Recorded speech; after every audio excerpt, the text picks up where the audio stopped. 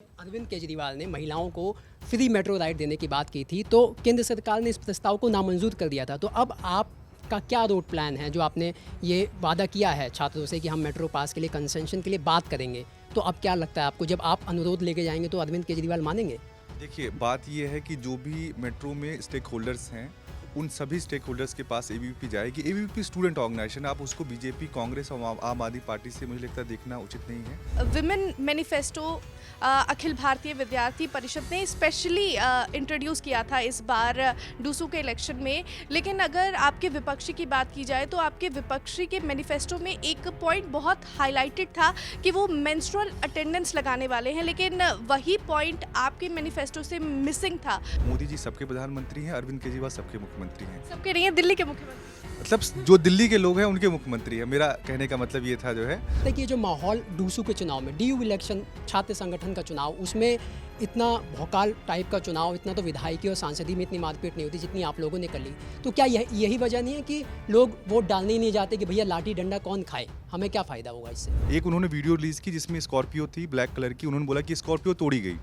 वो स्कॉर्पियो पर लिखा हुआ राजस्थान यूनिवर्सिटी और पीछे उनके स्टूडेंट लीडर का नाम लिखा हुआ है। मतलब उन्होंने अपनी स्कॉर्पियो खुद ही तोड़ दी और आरोप आप पे लगा दिया, ऐसा कह रहे हैं आप? कि आपने स्कॉर्पियो का जिक्र किया, कितनी स्कॉर्पियो की इस बार आपने लाइन लगाई थी? क्योंकि जब प्रचार होता है तो स्कॉर्पियो गिनी जाती हैं। अपराजिता भी मेट्रो से चलने वाले, हो सकता है कि वो सचिन के पास में गाड़ी हो, तो गाड़ियों से चलने वाले लोग जो है ये दिखते हैं, और हम जैसे जो पैदल लोग चलते हैं वो नहीं दिखते जो है। एक बात और ही हो रही है कि CYSS ने कुछ गेम खराब किया है कांग्रेस का, नॉट क्योंकि आपके लिए वो आसान कर दिया उन्होंने। अगर वोट कटा, जैसे दिल्ली में भी जो वोट कटता है वो उन्होंने एक तरीके से कांग्रेस का वोट लिया, इसलिए जो है गेम जो है बीजेपी का खराब हो गया। एबीवीपी का जो गेम बनाया इस बार वो CYSS ने बना दिया। जो यूथ है जो आपको फॉलो कर रहा है, जिसने आपका चुनाव प्रचार में ऑनलाइन कैंपेन भी चलाया सोशल मीडिया पे, उसके लिए अपने ठेठ अंदाज में एक सवाल जवाब तो उनके लिए होना चाहिए। मैं यही कहना चाहूँगा कि तुम सबकी वजह से ये जीत मिली है और तुम सबका धन्यवाद है भाई, और ऐसे ही सारे समाज का नाम रोशन करते रहेंगे। और रहेगा भाई एक फैसला, सचिन फैसला आप लोगों ने चलाया है। दिल्ली यूनिवर्सिटी के ज़्यादातर स्टूडेंट्स दिल्ली तक देखते हैं, तो अगर मैनिफेस्टो की अगर जो आपने प्रस्ताव रखे हैं, जो स्टूडेंट्स के लिए आप करने वाले हैं, अगर आप नहीं पूरे करेंगे तो स्टूडेंट्स हमें कमेंट्स में बताएंगे, तो हम आपको काउंटर करने वाले हैं। उस चीज़ के लिए भी तैयार रहिए। लेकिन हमें ये भी पता है कि आप कविताएं बहुत अच्छी बोलते हैं, तो दिल्ली तक के मंच पर आप मौजूद हैं, तो हमारे जो कलीग्स हैं और दिल्ली तक के जो दर्शक हैं उनके लिए आप कुछ कहना चाहें? ठीक है, मैं एक कविता आप सबके समक्ष रख देता हूँ। डीयू की स्टूडेंट पॉलिटिक्स ने देश की सियासत को बड़े चेहरे दिए हैं, और यही वजह है कि कहा जाता है कि अगर आप छात्र राजनीति से मेन स्ट्रीम पॉलिटिक्स में आना चाहते हैं, जल्दी आना चाहते हैं, तो डीयू आइए, एडमिशन कराइए। यहाँ के जो दो बड़े छात्र संगठन हैं, ABVP और NSUI, उसे ज्वाइन कीजिए और बस भगवान से ये दुआ मनाइए कि आपको टिकट मिल जाए, चाहे भले ही हार हो या जीत, लेकिन राजनीतिक फलक पर आपका एक नाम हो जाएगा। क्योंकि डीयू का जो चुनाव होता है बड़ा ही भौकाली टाइप होता है, और बड़े बड़े पार्टी के लीडर्स चुनावी मैदान में उतरते हैं, कैंडिडेट के लिए प्रचार करते हैं। यही मौका होता है स्टूडेंट पॉलिटिक्स करने वाले छात्रों के लिए कि अपनी काबिलियत दिखाई जाए और एक इम्प्रेशन बड़े नेताओं के सामने दिखाया जाए। इस बार भी यही हुआ। इस बार के डीयू चुनाव में ABVP के जो कैंडिडेट हैं, उन्होंने अपनी चुनावी जीत से जिन्हें इम्प्रेस किया, वो इस वक्त हमारे साथ मौजूद हैं। डूसू के सेक्रेटरी, एक फैसला सचिन बैसला, ये आपने नारा भी बहुत सुना होगा, तो इस बार फैसला इनके हक में ही आया। और उसके साथ ही डूसू की सेक्रेटरी अपराजिता, माफ़ कीजिएगा, जॉइंट सेक्रेटरी के पद पर सचिन बैसला जीते। और हमारे साथ जो हैं वो आशुतोष भी हैं, जिन्होंने इस पूरे चुनाव की कमान प्रचार संभाली, और जो कैंडिडेट जिताए वो हमारे साथ खड़े हैं। हालांकि डूसू के जो प्रेसिडेंट हैं तुषार डेड़ा, वो किसी कारणों की वजह से नहीं आ पाए, लेकिन उनका पक्ष रखेंगे आशुतोष जी। तो चुनाव तो आप जीत गए, बहुत बहुत बधाई। अब आगे क्या, पहली प्रायोरिटी क्या होगी डीयू के स्टूडेंटों के लिए? जो आपने वादे किए हैं, क्या होगी आपकी पहली प्रायोरिटी? जो हमारी प्रायोरिटी है, जो हमारा मैनिफेस्टो आया था उसको फुलफ़िल करें, यही हमारी प्रायोरिटी रहेगी। अगर हम लोग देखें तो एक विमेंस के लिए एक हम लोगों ने अलग मैनिफेस्टो निकाला था, जो पूरा रिसर्च करके 50,000 से ज़्यादा छात्राओं तक की हम लोग पहुँचे, सर्वे किया, उसको एनालाइज करने के बाद में वो मैनिफेस्टो हमने निकाला था, जिसमें 20 पॉइंट थे। तो उसको फुलफ़िल करें। उसका जो सबसे मतलब एक मेन पॉइंट है जिस पे सबसे पहले मैं काम करूँगी, हर कॉलेज में गायनी हो और काउंसलर हो। इस चीज़ के लिए सबसे पहले मैं काम करूंगी, क्योंकि अभी देखा जाए तो आईआईटी दिल्ली में भी 2 सुसाइड के केसेस आए थे स्टूडेंट्स के, तो ऐसा दिल्ली यूनिवर्सिटी में ना हो। इस चीज़ के लिए हम लोगों ने मांग रखी थी कि काउंसलर हो और गायनी भी हो, क्योंकि हर एक बेसिक नेसेसिटी है छात्राओं के लिए गायनी, तो वो भी होनी चाहिए। तो सचिन बैसला जी, आप भी जो है अपना जो चुनाव आपने बड़ा मार्जिन से जीता, तो आपने जो वादे किए हैं, तो क्या देखते हैं आप ज़मीनी स्तर पर कैसे उन वादों को पूरा कर पाएंगे? देखिए, जो अभी चीज़ें हमारे मैनिफेस्टो में आई हैं, इन चीज़ों के लिए हम पहले भी प्रयास करते आए हैं। अभी बीते 3 सालों से छात्र संघ चुनाव नहीं हुआ है। जब छात्र संघ चुनाव नहीं हो रहा था तब भी हमारी गति में कोई कमी नहीं आई। अभी छात्र संघ चुनाव हुआ है, विद्यार्थी परिषद को प्रचंड बहुमत के साथ जीत मिली है, तो अब चीज़ें और सरल होने वाली हैं और अच्छे ढंग से आगे आने वाले समय में हम अपने मैनिफेस्टो पर काम करना शुरू कर देंगे। और आपने अभी भी पूछा कि आपकी प्रायोरिटी क्या रहने वाली है, तो निश्चित तौर पर सबसे पहली जो प्रायोरिटी रहने वाली है वो मैनिफेस्टो तो है ही, पर प्रमुखता के साथ जो चीज़ सबसे ऊपर रहेगी वो ये है कि कोई भी स्टूडेंट जो हमें रीच आउट करता है किसी भी समस्या के साथ, सबसे पहले उसकी समस्या के लिए 100% देना। उसका समाधान हो या ना हो ये एक दूसरी बात है, पर हम अपनी तरफ से 100% एफर्ट दें और 100% एफर्ट के साथ वहाँ खड़े रहें, उसके साथ अंतिम समय तक खड़े रहें। ये सबसे प्रमुख चीज़ है मेरे हिसाब से। और बाकी जो मैनिफेस्टो में जो चीज़ें हैं वो तो हम उन पर तो अभी से कार्य अपना शुरू कर देंगे। तो आशुतोष भी हमारे साथ हैं, जिन्होंने पूरी मेहनत की है इन उम्मीदवारों को पदाधिकारी बनाने में। लेकिन उनसे पूछते हैं कि जो प्रेसिडेंट की जो पोस्ट थी वहाँ पे जो तुषार डेड़ा जीते, बहुत ही क्लोज चुनाव था, 3000 के मार्जिन से आप जीते, तो क्या वजह मानते हैं? क्योंकि 2019 में प्रेसिडेंट की पोस्ट पर अक्षित दहिया ने बड़ी जीत दर्ज की थी, लेकिन अब 3000 का मार्जिन रह गया, तो एबीवीपी पे लोगों का कम भरोसा, स्टूडेंटों का, या फिर कैंडिडेट आपका कमज़ोर था कुछ? आपको क्या लगता है? देखिए, जो तुषार डेड़ा जीते हैं वो 3000 के मार्जिन से जीते हैं और 3000 का मार्जिन जो है बहुत बड़ा होता है। और जहाँ तक बात है कि कमज़ोर और वीक होने की या पिछली जीत हार की, तो जो है इक्वेशन चेंज होते रहते हैं, लेकिन जो जीत होती है। और इस बार हम 3 सीट पर जीते। तुषार डेड़ा जो है कैंपस में बहुत लंबे समय से एक्टिव रहे हैं, 2016 से वो कैंपस में है, पहले भी इलेक्शन जीत चुके हैं, तो उनके लिए स्टूडेंट्स का भरोसा था, उनकी लोकप्रियता भी बहुत ज़्यादा है और उन्होंने स्टूडेंट के इशूज़ भी बहुत सारे उठाने के जो है काम किए। और जहाँ तक मार्जिन का बात है, तो इस बार जो सेक्रेटरी पोस्ट पर हमारी कैंडिडेट जीती हैं वो 13000 का मार्जिन है। आप एनएसयूआई की जो वीपी पोस्ट है उस पर जीत का मार्जिन देखेंगे तो 1000 के आसपास ही है, लेकिन हमारी जीत का मार्जिन जो है बहुत बड़ा है। स्टूडेंट्स का भरोसा लगातार एबीवीपी के प्रति बढ़ता जा रहा है, क्योंकि एबीवीपी ऐसा ऑर्गेनाइजेशन है जो हमेशा उनके लिए काम करता है। डूसू जो हमारा पिछला डूसू था, जहाँ पर हम 3 सीट जीते थे, अक्षित का आपने नाम लिया, अक्षित, प्रदीप, शिवांगी, ये लोग कैंपस में लगातार एक्टिव रहे। दूसरे जो स्टूडेंट लीडर्स थे जो अलग यूनिवर्सिटी में जीते थे, वो गए, इलेक्शंस भी लड़े, जीत के हारे, वहाँ पे आके फिर आके स्टूडेंट पॉलिटिक्स में एक्टिव हो गए। लेकिन हमारे कैंडिडेट्स ऐसे नहीं थे, जो हमारे प्रत्याशी थे वो ऐसे नहीं थे। वो लगातार कैंपस में एक्टिव रहे, चाहे साइबर सिक्योरिटी का इशू हो या फिर अलग अलग इवेंट्स का जो है करने का इशू हो, सीयूईटी आया उसके दौरान की जो समस्याएं हों, उन सभी समस्याओं को हमने उठाने का काम किया और उसी के दम पर जो है जीते। और 3 सीट का मार्जिन तो ये है ही है, उसके साथ में 34 कॉलेजों में जो दिल्ली यूनिवर्सिटी के, वहाँ पर भी यूपी ने बड़ी जीत दर्ज की है। तो इस बार के जो चुनाव में महिलाओं का मुद्दा बड़ा हावी रहा, वुमेन मैनिफेस्टो भी जारी किए गए। हमारी सहयोगी हैं वैशाली, वो सवाल करेंगी अब वुमेन इशू पर इन सभी कैंडिडेटों से कि अब क्या क्या उनके लिए किया जाएगा, क्या जो चुनावी वादे थे वो पूरे हो पाएंगे या नहीं हो पाएंगे। मैनिफेस्टो पे मैं बात करूंगी और आपके विपक्षी का मैनिफेस्टो भी हमने देखा है। उनके मैनिफेस्टो में भी कुछ ऐसी ही बातें थी जो स्टूडेंट के मुद्दों से जुड़ी हुई थी। लेकिन सबसे पहले अपराजिता आपके पास में आऊँगी, लेकिन आशुतोष, जो कि स्ट्रैटेजी जो है वो किसी भी चुनाव की, चाहे वो निगम चुनाव हो या लोकसभा चुनाव हो, स्ट्रैटेजी बहुत मायने रखती है। और आपने भी जब अपना मैनिफेस्टो तैयार किया है एबीवीपी का, तो तकरीबन 1800 सजेशन आपके पास आए थे और उसके बाद आपने 20 जो हाईलाइटेड पॉइंट्स थे उससे अपना मैनिफेस्टो तैयार किया है। क्या वो 1800 सजेशंस थे और उनमें से ही आपने 20 जो चुने हैं वो क्यों चुने और वो क्यों इतने अहम थे? देखिए, 1800 नहीं, मैं थोड़ा सुधार करना चाहूँगा, 18,000 सेशंस को लाए थे और उसमें कई सारे कॉमन थे, जैसे हॉस्टल का इशू जो है बहुत बड़ा है दिल्ली विश्वविद्यालय में। अब बहुत सारे जो है बाहर से स्टूडेंट्स आ रहे हैं, अभी नंबर ऑफ हॉस्टल्स बहुत कम है, लाइब्रेरी जो है वहाँ पर सीटिंग कैपेसिटी बहुत कम है। तो इन सारे इशूज को हमने जो है प्रमुखता से उठाया। और जो अलग अलग स्टूडेंट हैं, हमने जो बाहर का स्टूडेंट आ रहा है, हमने उसके लिए डिमांड की कि उसके लिए हॉस्टल्स हों, और जो दिल्ली का स्टूडेंट्स, हमने उसके लिए कहा कि मेट्रो जो है कंसेशन जो है पास हो। हम दूसरे ऑर्गेनाइजेशन ये नहीं बोले कि हम फ्री करा देंगे, क्योंकि फ्री में हमारा भरोसा नहीं, हमारे एक स्टूडेंट को जो है रिलीफ मिलनी चाहिए फेयर में। अगर आप कंसेशन की बात कर रहे हैं दिल्ली मेट्रो में, तो दिल्ली मेट्रो के लिए तो आपको दिल्ली गवर्नमेंट के पास जाना पड़ेगा, क्योंकि स्टूडेंट यूनियन की तरफ से कोई प्रस्ताव रखा गया है, वो बिना दिल्ली सरकार की मर्जी के तो पूरा नहीं हो पाएगा और सड़क पर नहीं आ पाएगा। और इसमें मैं एक चीज़ और ऐड ऑन कर दूं, जब अरविंद केजरीवाल ने महिलाओं को फ्री मेट्रो राइड देने की बात की थी तो केंद्र सरकार ने इस प्रस्ताव को नामंजूर कर दिया था। तो अब आपका क्या रोड प्लान है, जो आपने ये वादा किया है छात्रों से कि हम मेट्रो पास के लिए कंसेशन के लिए बात करेंगे, तो अब क्या लगता है आपको, जब आप अनुरोध लेके जाएंगे तो अरविंद केजरीवाल मानेंगे?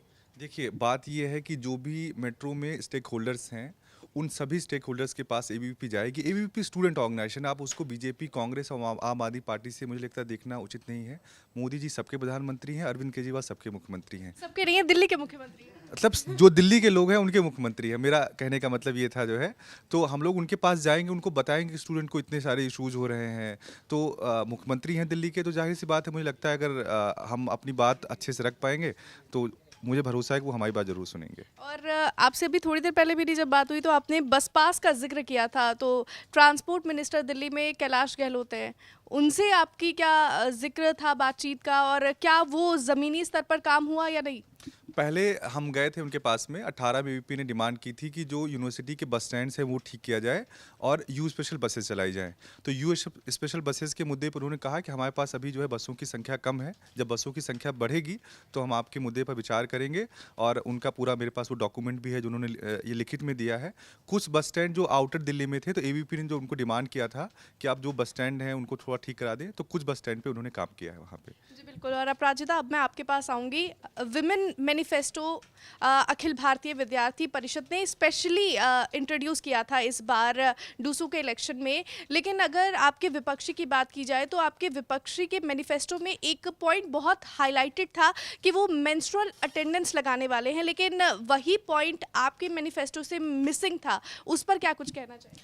जैसा कि हमने बोला है कि हम लोग हर कॉलेज में गायनी, अखिल भारतीय विद्यार्थी परिषद सिर्फ प्रॉब्लम नहीं ढूंढती है, उसके सल्यूशन तक की जाती है। तो एबीवीपी निरंतर ऋतुमती अभियान के थ्रू हम लोग मेंस्ट्रुअल हाइजीन के बारे में, मेंस्ट्रुअल जो हेल्थ है उसके बारे में लोगों तक की रीच आउट कर रहे हैं कि कैसे हम लोग जो इंडियन वे में पीसीओएस, पीसीओडी जैसी जो बीमारियां हैं उसको कैसे टैकल कर सकते हैं। मेडिकल कैंप्स लगाए गए एबीवीपी के थ्रू, तो ये सारी चीज़ दिल्ली विश्वविद्यालय और डूसू भी लगाए।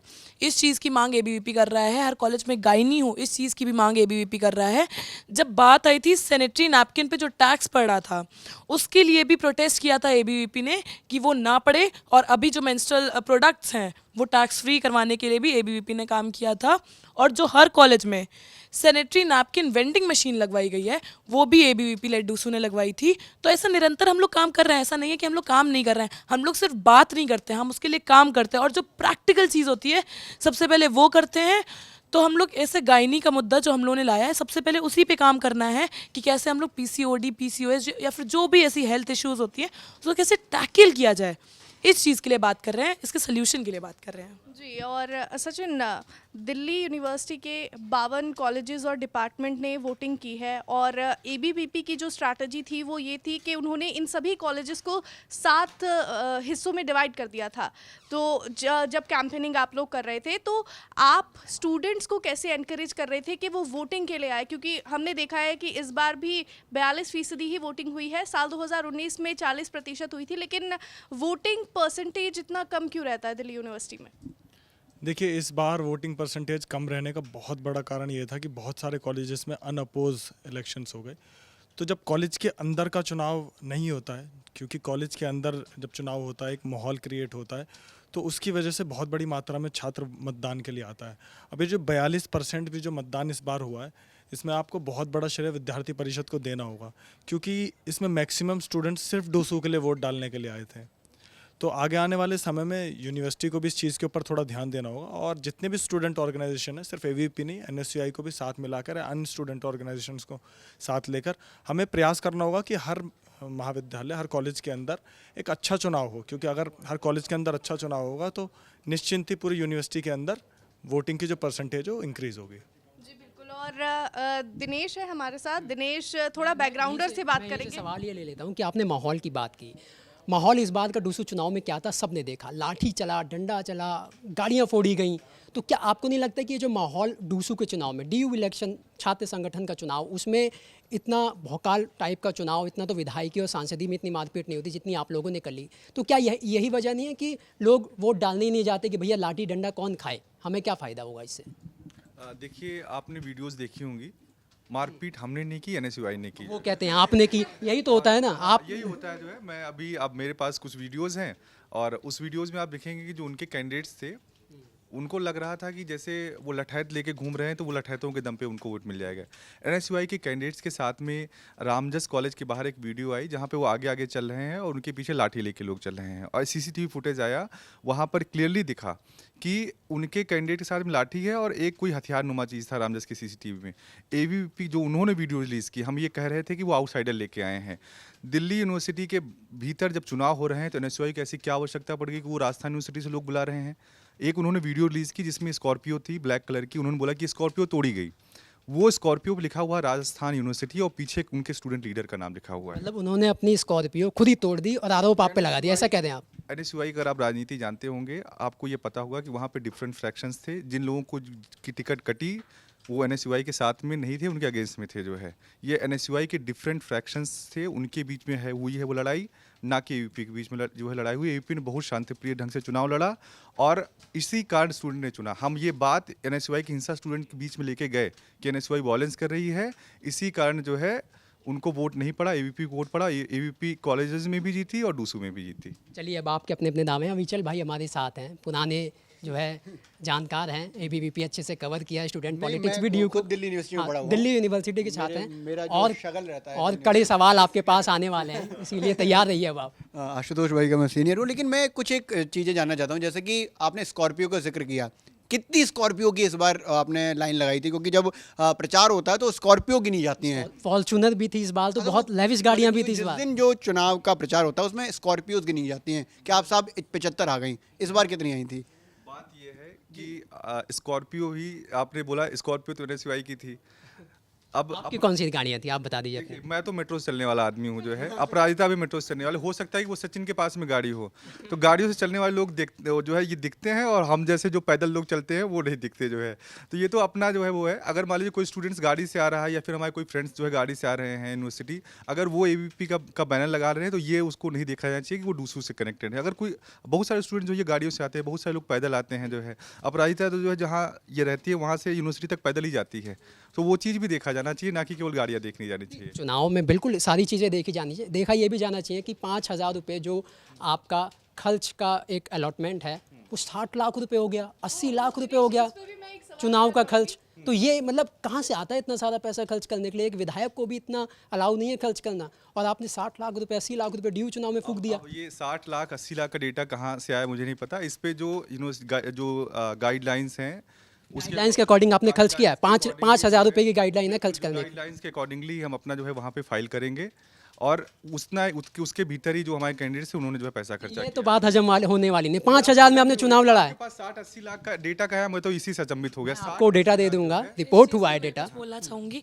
मैं खुद एक मध्यम वर्ग की छात्रा हूँ जो दिल्ली विश्वविद्यालय में पढ़ने आई थी, और जो ये हॉस्टल का पॉइंट हम एबीवीपी में ला रहे हैं वो हमारे जैसे ही स्टूडेंट्स के लिए है जो दूर से पढ़ने आए हैं और मध्यम वर्ग के हैं। हमारे लिए ही हम लोगों ने, एबीवीपी ने हॉस्टल्स की मांग की, क्योंकि हमारे जैसे बहुत सारे स्टूडेंट्स हैं जो मध्यम वर्ग से आते हैं, दूर दूर से पढ़ने आते हैं। और आप जो ये बात कर रहे हैं 5,000 रुपये की, मेरे पास इतना पैसा नहीं था, पता नहीं आप कहाँ से लेके आए हैं 60-70 लाख, जितने भी लाख का डेटा है। मैं मध्यम वर्ग से हूँ, और हमारे साथ में भी जितने लोग हैं, हम लोगों ने निरंतर काम किया, चाहे कोविड काल भी हो, 365 दिन 24 घंटे हमने काम किया है। इसीलिए हम लोग अभी यहाँ पे खड़े हैं, इतने चुनाव के मार्जिन से जीत के। जो और लोग थे जो फ्री में पिज्ज़ा बंटवा रहे थे, चॉकलेट बंटवा रहे थे, वो एबीवीपी वाले नहीं थे, क्योंकि एबीवीपी निरंतर काम कर रही थी, और एबीवीपी से फिर भी इतनी मार्जिन से जीत आई है इन सारी चीज़ें बंटवाने के बाद में भी।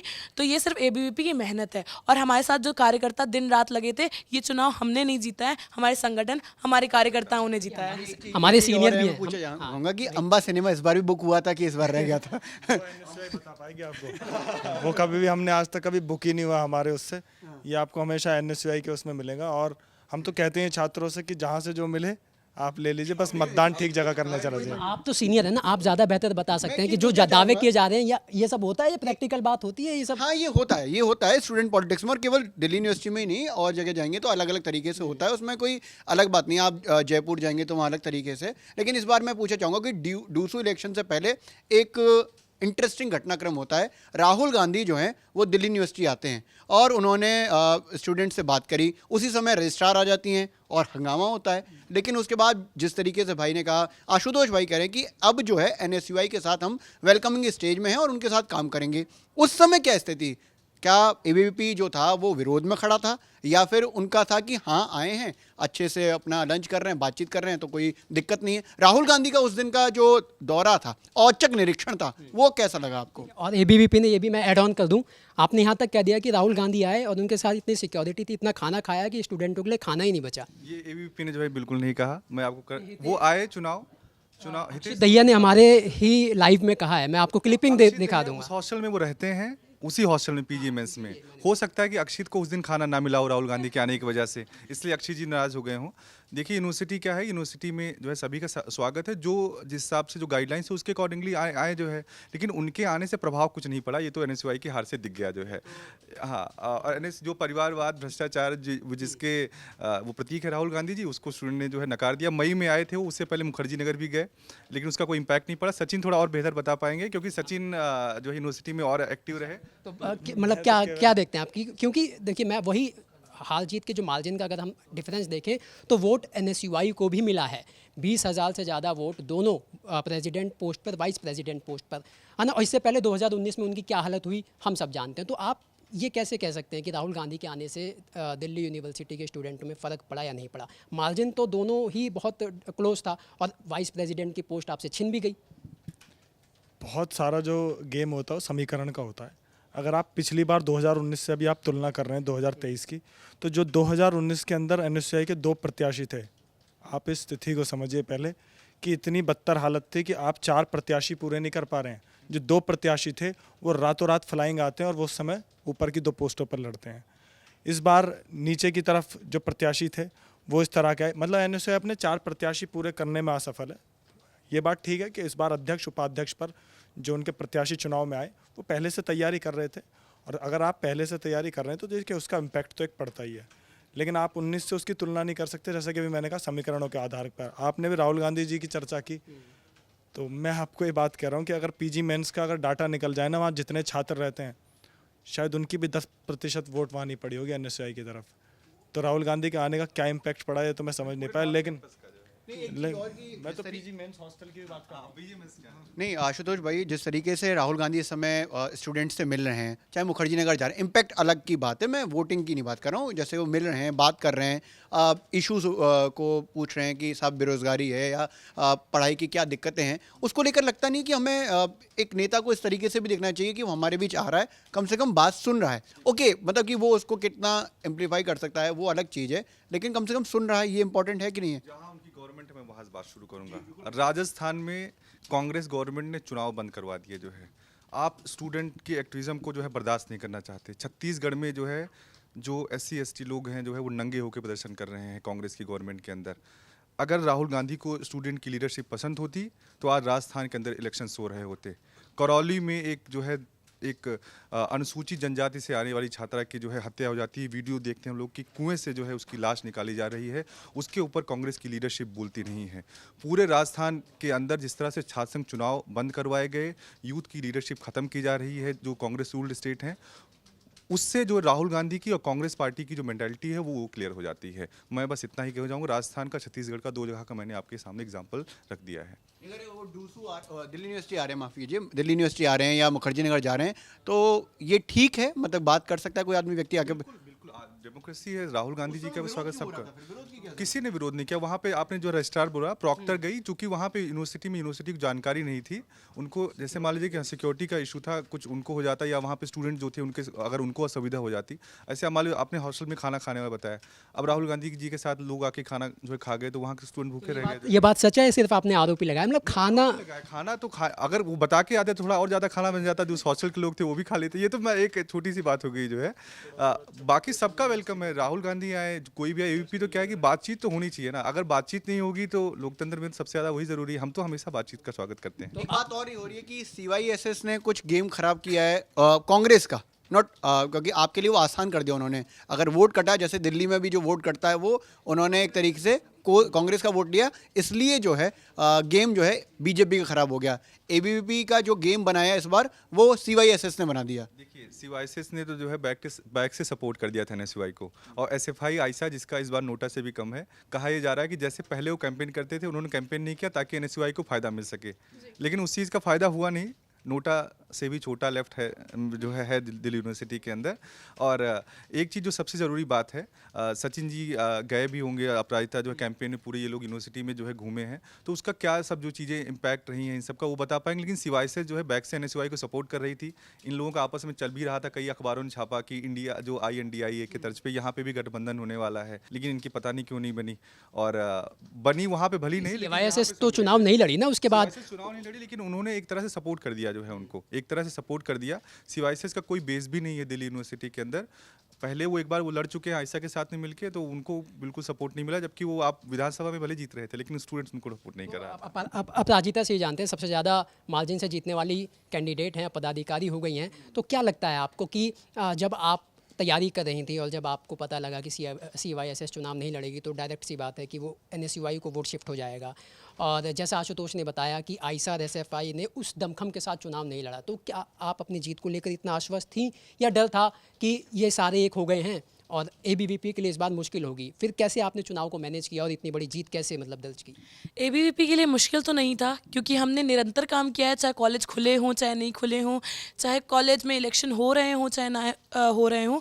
जब बात आती है सेवा की, जब स्टूडेंट्स जो दूर दराज से स्टूडेंट्स आए थे, मेरे जैसे जो स्टूडेंट्स थे जो कोविड में फंस गए थे लॉकडाउन में, उनको चाहे राशन पहुंचाना हो, और राशन तो चलो और भी ऑर्गेनाइजेशंस पहुंचा रही थी, पर सैनिटरी नैपकिन जैसी चीज़ जो थी, वो जो बेसिक नेसेसिटी है लड़कियों की, उसको तक की ABVP ने पहुंचाया है। तो निरंतर काम करती आ रही थी, चाहे कोविड काल हो, चाहे जब कॉलेज बंद थे फिर भी एडमिशन चल रहा था तो उसकी हेल्पलाइन निकालने वाली ABVP थी, चाहे कैंपस दर्शन हो जब कॉलेज बंद थे, उसकी स्पेशल परमिशन लेके जो स्टूडेंट्स कैंपस देखना चाहते थे उनके लिए कैंपस दर्शन करवाए थे, जब स्टूडेंट्स आए तो उनके लिए वेलकम फ्रेशर कराया, तब इलेक्शन नहीं चल रहे थे। और जो और अन्य संगठन हैं जो 15 दिन पहले एक्टिव होते हैं चुनाव के, इसीलिए विश्वास था कि ABVP जीतेगी, क्योंकि वो लोग तो 15 दिन पहले एक्टिव हुए थे, और इसलिए कॉन्फिडेंस भी था कि ABVP चारों सीट पे जीतेगी। जो एक सीट पे मैं आपको बताती हूँ एक चीज़ जो अभी तक की किसी ने नहीं बताई, ABVP का इतना डर था NSUI के लोगों को कि NSUI ने नकली पर्चियाँ छपवाई थी ABVP की, जिसमें एक सीट का नंबर गलत था। तो ABVP का इतना डर NSUI में भी था, और लेफ्ट की तो ऑर्गेनाइजेशन, उन्होंने जोर तो अपना पूरा लगाया पर दिल्ली विश्वविद्यालय में दिखा नहीं। तो सचिन बैसला से सवाल ले लेते हैं, उसके बाद मैं अपने सहयोगी को दूंगा माइक सवाल करने के लिए। आपका तो आधा काम आपके नारे ने ही कर दिया, आपने पहले ही फैसला सुना दिया कि एक फैसला सचिन बैसला। नारा आप ही का था या फिर आशुतोष भाई का उसमें हाथ था? नहीं, नारा तो मेरे द्वारा ही बनाया गया था। दो चीज़ें इस चुनाव में मेरी थी, एक नारा और शायद आपने पोस्टर भी देखा हो जिसमें तो और मैं आपको बता दूं आपके पोस्टर तो गाज़ियाबाद तक में लगे हैं, और मेरे कई जो है दोस्त हैं गुजर हैं, और गुजर कम्युनिटी का DU में कितना हल्ला बोल रहता है वो सबको पता है।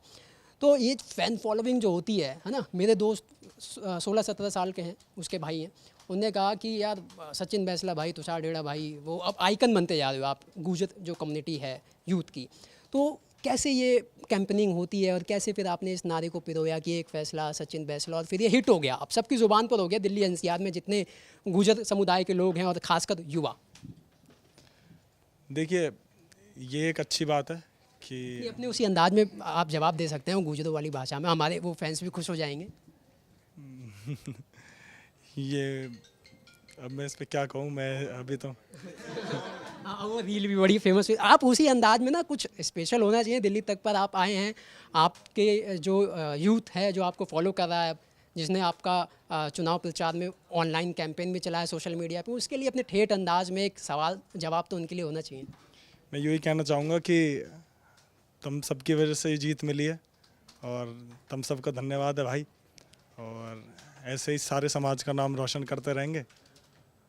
और रहेगा भाई एक फैसला सचिन बैसला, आप लोगों ने चलाया है, चलिए लिए वैशाली सवाल पूछेंगे। जी बिल्कुल। और यहाँ पर विमेंस की हमने बात कर ली, एम्पावरमेंट की बात कर ली, लेकिन अगर स्टूडेंट्स की सिक्योरिटी की बात की जाए, बीते कुछ महीने पहले हमने देखा साउथ कैंपस में कॉलेज के गेट के बाहर एक ब्रूटल मर्डर हुआ स्टूडेंट का। तो आप अब जब जी तो अब आप स्टूडेंट की सिक्योरिटी के लिए क्या कुछ करेंगे? जब वो मर्डर हुआ था उसके लिए भी प्रोटेस्ट किया था एबीवीपी ने, और हमारे मैनिफेस्टो में जब आप देखेंगी तो सिक्योरिटी के लिए हर कॉलेज के अंदर और बाहर दोनों तरफ सीसीटीवी कैमरास होने चाहिए, पीसीआर होनी चाहिए कॉलेज के आसपास पेट्रोलिंग करने के लिए, और इंक्रीज़ करनी चाहिए, पिंक बूथ बनाया जाए। इस चीज़ की भी मांग अखिल भारतीय विद्यार्थी परिषद करता है, और सिर्फ इस चीज़ की मांग नहीं करता, उसके लिए काम भी करेगा। और जब हम लोग विमेन सेफ्टी और सिक्योरिटी की बात करते हैं तो मिशन साहसी द्वारा 8,000 से ज़्यादा छात्राओं को सेल्फ डिफेंस की ट्रेनिंग निरंतर हर साल अखिल भारतीय विद्यार्थी परिषद देता आया है। और इस बार मैनिफेस्टो में भी हमारा ये पॉइंट था कि कॉलेज द्वारा सेल्फ डिफेंस की ट्रेनिंग छात्राओं के लिए हर कॉलेज में कराई जाए। इस चीज़ की मांग एबीवीपी कर रहा है और इसके लिए काम भी करेगा, और इस साल से हम लोग ये पूरा प्रयास करेंगे कि ये हर कॉलेज में सेल्फ डिफेंस की ट्रेनिंग करवाई जाए। जी बिल्कुल सचिन। और जैसा कि अभी आपके नारे का बड़ा जिक्र हो रहा है, लेकिन हमें ये भी पता है कि आप कविताएं बहुत अच्छी बोलते हैं, तो दिल्ली तक के मंच पर आप मौजूद हैं, तो हमारे जो कलीग्स हैं और दिल्ली तक के जो दर्शक हैं उनके लिए आप कुछ कहना चाहें? ठीक है, मैं एक कविता आप सबके समक्ष रख देता हूँ। ये कविता उस समय की है, आप सबको याद होगा पुलवामा में जब हमारे 45 जवानों की शहादत हुई थी, तो उस समय एक गुस्सा, एक आक्रोश तब मैंने लिखा था। तो मैंने लिखा था कि वो जिसकी शहादत हुई है वो सैनिक क्या सोचता है, उसकी क्या सोच है, उसके पॉइंट ऑफ व्यू से मैंने ये कविता लिखी थी। तो कुछ इस प्रकार कहता है कि आएगी जब भी माथ पर न मौत से डरेंगे हम, आएगी जब भी माथ पर न मौत से डरेंगे हम, ज़रूरत पड़ी जो जान की तो जान ये देंगे वतन। आएगी जब भी माथ पर ना मौत से डरेंगे हम, ज़रूरत पड़ी जो जान की तो जान ये देंगे वतन। फिर होता है तो हो जाए चाहे ये मेरा सर कलम, होता है तो हो जाए चाहे ये मेरा सर कलम, हमें तो परवा मात की मौत का किसे है गम, मौत का किसे है गम। अब सुनिए वो सैनिक आगे क्या कहता है, जो देशवासी हैं उनसे क्या करने के लिए कहता है कि मौत पर मेरी सुनो, मौत पर मेरी सुनो करना ना उदास मन, मौत पर मेरी सुनो करना ना उदास मन, करना हो तो करना ये करम कि तुम देखना ध्यान से, तुम देखना ध्यान से, पूर्ण हो मेरा सुपन कि लाश को मेरी मिले, लाश को मेरी मिले बस तिरंगे का कफन, बस तिरंगे का कफन। बहुत खूब सचिन। और यकीनन आपने पूरा माहौल यहाँ पर बना दिया है। लेकिन दिल्ली यूनिवर्सिटी की जब बात की जाती है तो दिल्ली यूनिवर्सिटी अपने इवेंट्स के लिए, अपनी पार्टीज़ के लिए और अपने टूर्स के लिए भी जाना जाता है। तो इस बार भी डूसू पर एबीवीपी है, तो स्टूडेंट्स के लिए किस तरह की चीज़ें ऑर्गेनाइज की जाएंगी थ्रू आउट द जर्नी? अभी फ़िलहाल तो हम लोग का जो मोटिव है वो हमारे मैनिफेस्टो को फुलफ़िल करना है, पर मैनिफेस्टो के साथ में हम लोग एजुकेशनल ट्रिप्स हो, वो सिर्फ घूमने वाली ट्रिप्स ना हो, वो एजुकेशनल ट्रिप हो। अगर हिस्ट्री ऑनर्स के स्टूडेंट हैं तो वो किसी ऐसी जगह जाएं जो आर्कियोलॉजिकल साइट हो, तो इस चीज़ को ज़्यादा मोटिवेट करता है। एजुकेशन कैसे बढ़े इस चीज़ के साथ, इसके लिए भी काम करता है। जी बिल्कुल। और हरियाणा तक से मेरी सहयोगी सोनिया है, और थोड़ा हरियाणवी अंदाज में ही हमारे जो पदाधिकारी हैं उनसे बात करेंगी। तो क्या कुछ कहेंगी? हरियाणा के काफ़ी सारे जो स्टूडेंट हैं वो चर्चा कर रहे थे सोशल मीडिया पे भी, तो मेरी एक दिलचस्पी ये हुई कि मैं देख रही थी कि अलग अलग जातियों के अलग अलग पेज मैंने देखे, उनमें अपने अपनी जाति के ख़ास तौर पर कैंडिडेट्स को लेकर सबकी निगाहें थी। तो ये देखकर मुझे बड़ा अजीब लगा कि भारत में हम देखते हैं कि हम वोट देते हैं धर्म और जाति को देखकर। तो मैंने कहीं पढ़ा था कि अगर भारत से धर्म जाति ख़त्म कर दिया जाए तो लोग कन्फ्यूज़ हो जाएंगे कि भाई वोट किसने दिया, मतलब सबसे बड़ा टफ काम हो जाएगा भारतीयों के लिए। तो आप लोगों के बीच में जातीय राजनीति किस तरीके से काम करती है और कैसे होती है? हम तो सभी भारतीयों के, हमारे संगठन में ही है अखिल भारतीय जो है, तो जो भारतीय हैं हम सभी का उनसे जो है प्रेम है। जो जातीय राजनीति है वो ना स्टूडेंट एक्टिविज्म में उसके लिए कोई जगह है, ना मेन स्ट्रीम पॉलिटिक्स में जगह है। हम तो सर्वस्पर्शी सर्वसमावेशी समाज की बात करते हैं, सभी के लिए जो है काम करते हैं। और हम स्टूडेंट्स का संदेश जो मेन स्ट्रीम पॉलिटिक्स के लिए भी यही है कि जो है जातिवादी भूल जाइए, भारतीयता ही हमारी पहचान है और मुद्दों के आधार पर राजनीति कीजिए, हम युवा उसी आधार पर आपको वोट करेंगे। अब आप हाँ, नहीं मैं जैसे कि ये है कि ये तो कहने की या कविताओं की पंक्तियों की उस तरीके की बात है ना, लेकिन असलियत में हम इस चीज़ से नकार नहीं सकते कि ऐसा नहीं है ना। चलिए इस चीज़ में मैं जोड़ना चाहूँगी, जब मैंने मेरा नाम देखेंगे अपराजिता, तो उसके आगे कोई सरनेम नहीं देखेंगी, तो आप कैसे बोल सकती है कि मैं एक जाति को विशेष लेके कर रही हूँ। चलिए मैं आगे भी जोड़ती हूँ। जब आप मेरी प्रोफाइल देखेंगी तो उसमें आपको पता चलेगा कि मुझे वोट अपील करने के लिए हर एक स्टेट से वीडियो उनकी लैंग्वेज में बना है। जो हर स्टेट के स्टूडेंट्स थे वो एबीवीपी के साथ में थे और वो वोट देने के लिए अपील कर रहे थे। और जब बात आती है, आपने बोला जातिवाद और क्षेत्रवाद बहुत हो रहा है, तो हमारा नारा है ना जातिवाद ना क्षेत्रवाद, सबसे ऊपर राष्ट्रवाद। लेकिन आप मानते हैं कि इस तरह से होता है ऐसा? अगर ऐसा होता तो इतनी बड़ी मार्जिन सिर्फ एक जाति नहीं ला सकती थी। तो हमारे साथ में राजस्थान के भी लोग जुड़े थे, हमारे साथ नॉर्थ ईस्ट के भी लोग थे, हमारे साथ साउथ के भी लोग थे, हमारे साथ नॉर्थ के भी लोग थे। वो चाहे कोई भी समाज हो, वहाँ के सारे लोग मिल के, यदि मैं अपनी बात करती हूँ, मैं खुद दूर से आई हुई हूँ, मेरे ऐसे भाई मेरे साथ चल रहे थे, उन्होंने ऐसे ऐसे लोगों ने सपोर्ट किया ना, जिनसे मैं सोच भी नहीं सकती थी। ना ही वो मेरे जाति के थे, ना ही वो मेरे स्टेट के थे। इसीलिए इतनी भारी मार्जिन से मैं जीती हूँ। अगर एक जाति को टारगेट करके अगर मैं करती तो इतने बड़े मार्जिन से हम दोनों नहीं जीत पाते। आपका क्या सोचना है इस पूरे विषय पर? देखिए, अगर आप जाति के आधार पर बातें कर रही हैं और अगर जाति के आधार पर मतदान होता, तो मेरे सामने जो प्रत्याशी था वो सेम उसी से था जिससे मैं हूँ, तो मुझे लगता है आधा आधा सब कुछ बट जाना चाहिए था। लेकिन उन्होंने 14,000 टोटल वोट पड़े और 10,000 का मेरी जीत का मार्जिन रहा और 25,000 मुझे सबसे ज़्यादा मत जो दिल्ली विश्वविद्यालय से मिले। और अगर आप लोगों ने ग्राउंड लेवल पे पूरा रिसर्च किया और काम किया है, तो आपने देखा होगा कि मेरे साथ आपको हर वर्ग के लोग कॉलेज कैंपसेस के अंदर जो मेहनत कर रहे हैं वो मिले। और विद्यार्थी परिषद इन चीज़ों के आकलन पर मतलब अपने निर्णय बिल्कुल नहीं लेता है। अगर आपने ग्राउंड पर मेहनत किया, आप चाहे किसी भी जाति से आते हैं, तो आपके लिए चीज़ें अच्छी होंगी। और अगर नहीं की है तो अन्य और भी जातियों के लोग थे। और टिकट सिर्फ दो ही कम्युनिटी के लोगों को मिलता है। हर चुनाव आप उठा के देख लीजिए, आप बात सारी जाति की कहते हैं, पर टिकट तो दो ही कम्युनिटी के लोगों को मिलता है। आप मुझे बता दीजिए अगर मैं कुछ गलत कह रहा हूँ तो।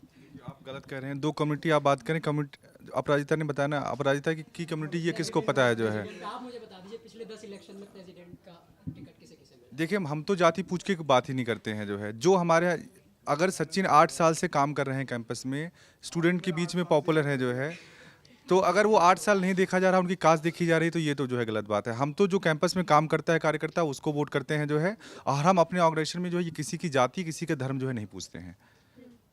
और यहाँ पर अगर बात की जाए, चूँकि आपके पास समय कम है, तो आप सभी से एक ये सवाल ज़रूर लेना चाहूँगी। हमने शुरुआत में दिनेश ने भी कहा था कि छात्र राजनीति ही मेन स्ट्रीम पॉलिटिक्स तक जाती है, तो आपका विजन क्या है इस चीज़ को लेकर कि यहाँ तक, क्योंकि कई दिनेश हमने देखा है बीते काफ़ी लंबे वक्त से कई छात्र नेता ऐसे हैं जो छात्र राजनीति तक ही सीमित रह जाते हैं। यू से निकल के पिछले 8-10 सालों में कोई बड़ा चेहरा मेन स्ट्रीम पॉलिटिक्स में नहीं आया। तो आपने छात्रों का भविष्य तो बताया कि आप क्या क्या करने वाले हैं, आपका भविष्य क्या है आगे कुछ सालों में? जी, तो अभी हमारा मेन फोकस तो ये रहेगा कि हम लोग हर एक स्टूडेंट तक की रीच आउट करके उनकी प्रॉब्लम्स का सल्यूशन लाएं। और जो आगे का, जो आपने जैसे पूछा हमसे, तो बस्ती की जो स्टूडेंट्स हैं, कैसे वो दिल्ली विश्वविद्यालय या फिर जाके आगे भी पढ़ पाए, इस चीज़ के लिए मुझे काम करना है कि जो बस्ती के जो स्टूडेंट्स हैं, क्योंकि देश तभी आगे बढ़ सकता है जब वहाँ के हर एक कोने से लोग आगे बढ़े। तो मेरा तो यही है कि हर एक जाके स्टूडेंट तक की रीच आउट करो, बस्ती के स्टूडेंट्स कैसे दिल्ली विश्वविद्यालय में आके पढ़ पाएँ, इस चीज़ के लिए मेरा काम रहेगा। जी, और आपका क्या विजन है आगे के लिए? विधायकी का चुनाव कब लड़ रहे हो, ये बता दो।